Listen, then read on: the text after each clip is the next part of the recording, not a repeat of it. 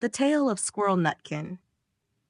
This is a tale about a tail that belonged to a little red squirrel, and his name was Nutkin.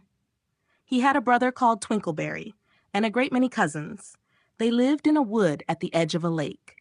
In the middle of the lake there is an island covered with trees and nut bushes, and amongst those trees stands a hollow oak tree, which is the house of an owl who is called Old Brown.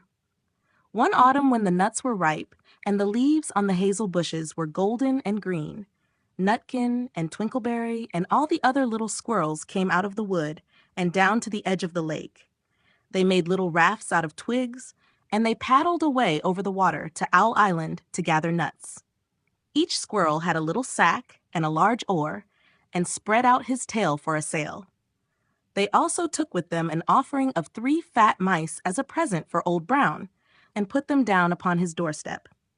Then Twinkleberry and the other little squirrels each made a low bow and said politely, "Old Mr. Brown, will you favor us with permission to gather nuts upon your island?" But Nutkin was excessively impertinent in his manners. He bobbed up and down like a little red cherry, singing, riddle me, rot-tot-tote," a little wee man in a red coat, a staff in his hand and a stone in his throat. "If you'll tell me this riddle, I'll give you a groat." Now this riddle is as old as the hills. Mr. Brown paid no attention whatever to Nutkin. He shut his eyes obstinately and went to sleep. The squirrels filled their little sacks with nuts and sailed away home in the evening. But next morning they all came back again to Owl Island, and Twinkleberry and the others brought a fine fat mole and laid it on the stone in front of Old Brown's doorway and said, "Mr. Brown, will you favor us with your gracious permission to gather some more nuts?" But Nutkin, who had no respect, began to dance up and down, tickling old Mr. Brown with a nettle and singing, "Old Mr. B, riddle me ree, hitty-pitty within the wall, hitty-pitty without the wall, if you touch hitty-pitty, hitty-pitty will bite you."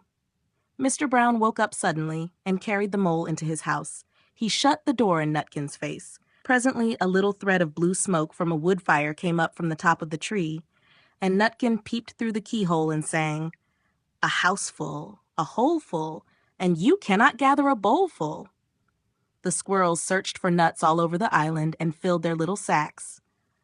But Nutkin gathered oak apples, yellow and scarlet, and sat upon a beech stump playing marbles and watching the door of old Mr. Brown. On the third day the squirrels got up very early and went fishing. They caught 7 fat minnows as a present for Old Brown.